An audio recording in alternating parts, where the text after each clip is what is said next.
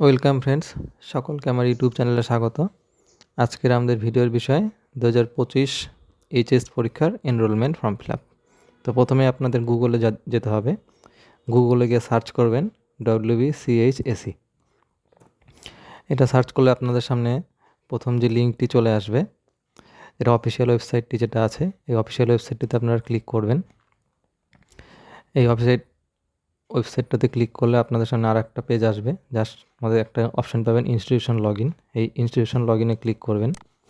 এখানে ক্লিক করলে দেখবে আপনার সামনে একটি নতুন পেজ খুলবে, যেখানটা আপনাকে লগ ইন করার জন্য আইডি পাসওয়ার্ড চাবে। আপনার যেটা স্কুলের ইন্ডেক্স এবং যেটা পাসওয়ার্ড আছে সেটা দেবেন, এবং যেটা আপনার ক্যাপচা কোড এখানে শো করবে সেই ক্যাপচাটা এখানটা দিয়ে নিয়ে নিচে যে লগ ইন অপশানটা আছে এই লগ ইনে ক্লিক করবেন। লগ ইনে ক্লিক করলেই দেখবেন আপনার সামনে এই ড্যাশবোর্ড খুলে যাবে, যেখানটা স্টুডেন্টের এনরোলমেন্ট করতে হবে।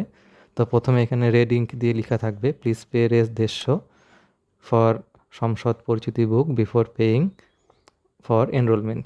এনরোলমেন্টের আগে এই পেমেন্ট আপনাকে করে নিতে হবে, নাহলে পরে আপনারা এনরোলমেন্টগুলো করতে পারবেন না।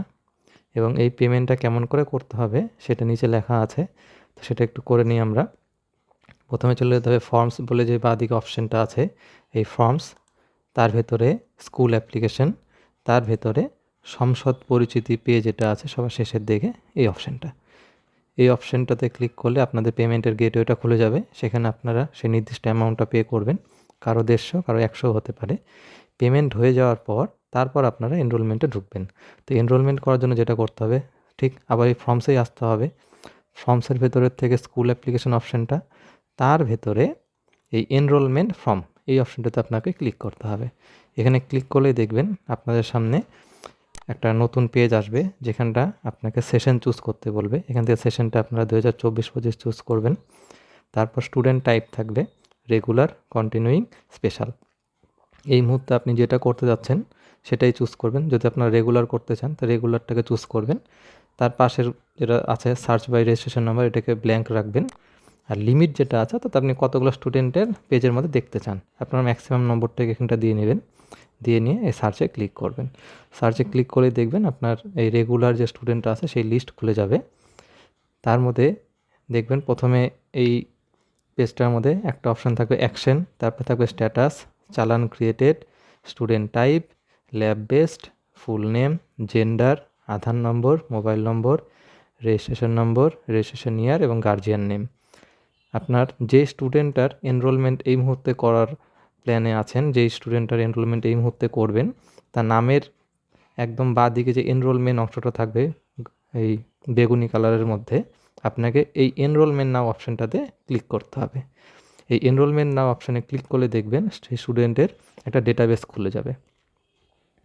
সেইখানে স্টুডেন্টের টাইপ থাকবে, স্টুডেন্টের নেম থাকবে, জেন্ডার থাকবে, গার্জিয়ান নেম থাকবে, রেজিস্ট্রেশন নম্বর থাকবে, রেজিস্ট্রেশন ইয়ার থাকবে, তার নিচে সিটিজেনশিপ থাকবে, তার নিচে আধার নম্বর, তার নিচে মোবাইল নম্বর। যদি কোনো কারণে আধার এবং মোবাইল নাম্বার মনে হয় ভুল আছে, তাহলে আপনারা এই মুহূর্তে এখানটা কিন্তু এটাকে এডিট করতে পারবেন। তার নিচে দেখবেন আছে তার যে সাবজেক্ট, যেগুলোতে সে পরীক্ষাগুলো দেবে সেই সাবজেক্টের প্যাটার্নটা আছে। যদি সাবজেক্টগুলোকে চেঞ্জ করতে হয় চেঞ্জ করতে পারবেন, যদি না করতে হয় তাহলে এটাকে নো চেঞ্জেস রাখবেন। নো চেঞ্জেস রেখে নিয়ে তার নিচে দেখবেন আছে স্টুডেন্টের অ্যাটেন্ডেন্স, অর্থাৎ সে ক্লাস 12-এ কত দিন অ্যাটেন্ডেন্স দিয়েছে সেটার পার্সেন্টেজটা আপনাকে এখানে লিখতে হবে। তার নিচে থাকবে মার্কস, রিমার্কস। এই রিমার্কসগুলো আপনি ইচ্ছামতো লিখতে পারেন, না লিখলেও কোনো চাপ নেই। তার নিচে একটা অপশন আছে ক্যান্ডিডেট সিগনেচার। আপনাকে স্টুডেন্টের যে সিগনেচার আছে সেটাকে স্ক্যান করে নিয়ে এখানে আপলোড করতে হবে, এবং সেই স্ক্যান করা ডকুমেন্ট বা সিগনেচারের সাইজটি হতে হবে 10 থেকে 50 কেবির মধ্যে, 120x150 পিক্সেলের মধ্যে, এবং সেটা জন্য জেপিজি বা পিএনজি ফরম্যাটে হয়, অন্য কোনো ফরম্যাটের সাপোর্ট নেবে না।